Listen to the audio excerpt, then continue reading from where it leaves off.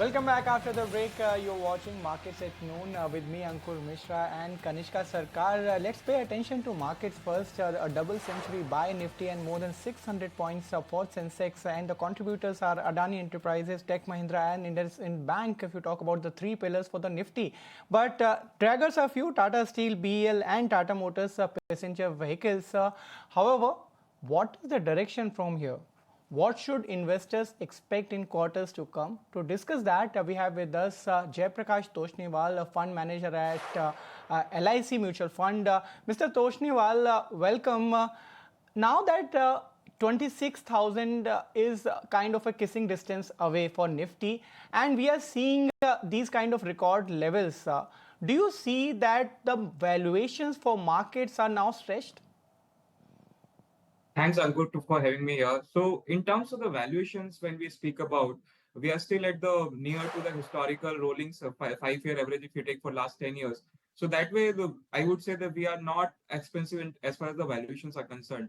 And even if you see in this quarter result as such, we have seen the broad-based earning growth rate, while large caps kind of little bit dragged down because of certain sectors, but there is a good amount of growth happen in mid cap and small cap, so to say. So overall, I'm saying the earning momentum is reasonably back now, and we do envisage that going ahead also we would see a lower double-digit kind of earning growth from here on. And to that extent, we don't see market on an expensive side as such. Having said that, there are also factors in terms of global factors, domestic macroeconomic factors, all are pointing to a positive momentum at least in terms of the earnings side. And that's what we look for as an investment. And we certainly believe it's not at expensive valuation. Market valuations not looking very expensive right now. Hi, Mr. Toshniwal. This is Kanishka also joining in.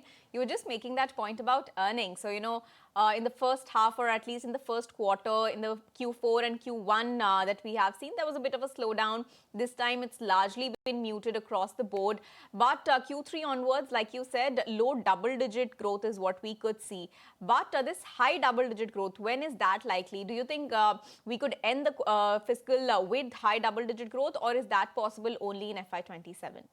Hi, Kanishka. So the double-digit growth which we are talking about is on the lower side, double-digit, and that's what we are talking at least on the FY27 part of it.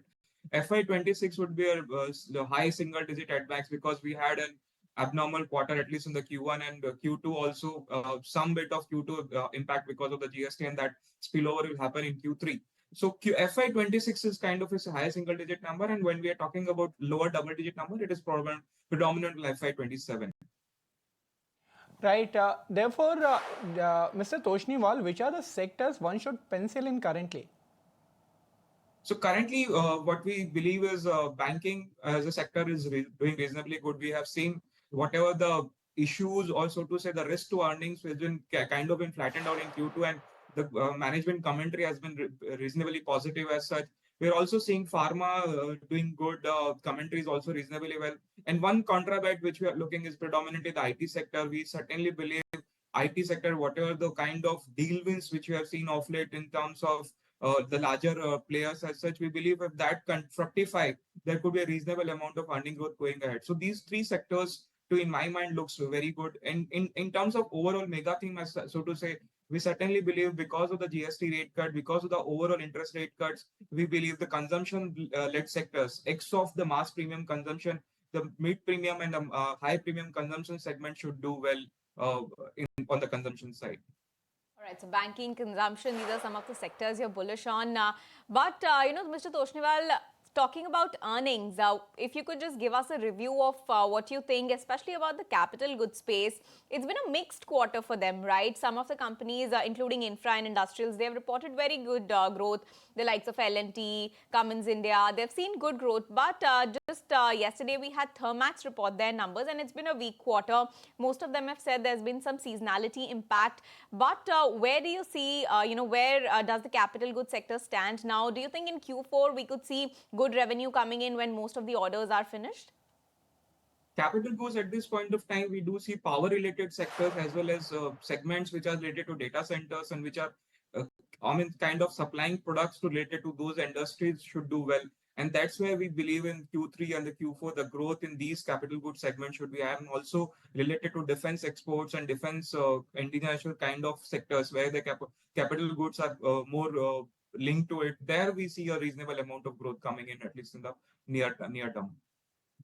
Tosniwal, you mentioned about the banking sector now. There are two types of, I would say, scenarios. One, which are going with a run rate which may be more than what the average banking system growth are there. I can give you example of State Bank of India, which has guided that they are likely to grow more. But there are banks which are not giving that kind of guidance. Do you see there is a differentiation between PSU and private banks which is currently at play? So it's as a regulatory, I can't comment on the stock specific side, but what we have seen is in terms of every bank, whatever is growing, it's predominantly based on the kind of deposit base or the liquidity profile which they have. Uh, if the system is growing at a 10-11%, we have seen the retail in that retail segments is growing very high, while the large corporate segment is in the lower single digit number. So whichever the banks and the banks, be it on any sectors, are exposed to the retail sector as such, they should do well in my mind. And because we believe whatever the retail sector in terms of the pain, in terms of leverage issues in the individual balance sheet, that has been kind of waning off, and there the sector should do. I mean, that segment should do well. The growth should come back on that point, and anyone who is linked to those kind of sectors should do well. Okay. Thank you, Mr. Tosniwal, for sharing that outlook with us. On that note, we'll let you go. It was lovely speaking with you today. Thank you. Thank you. All right, with that, it's time now to take a very short break as well on this edition of Markets at Noon. We'll be right back with more on the other side.